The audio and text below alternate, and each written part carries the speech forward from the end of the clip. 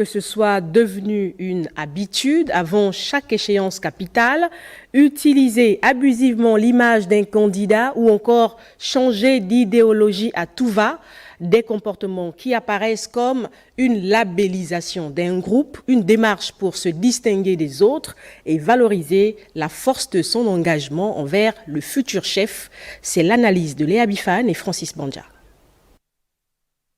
Le comité pour la transition et la restauration des institutions sonne le glas de l'exploitation à tout vent de l'image du président de la transition.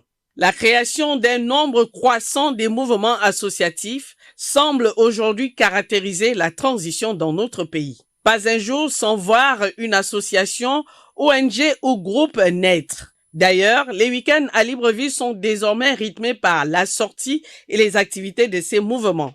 La réalité est telle que ces structures sont unies par un dominateur commun, soutenir et défendre les intérêts du chef de l'État et le CTRI. Un objectif devenu mitigé au regard de la floraison des associations, sans compter les dépenses que cela engage. Mais derrière cet essor associatif se cachent des mentors et des sponsors qui tirent des ficelles au profit de la préservation de leurs intérêts.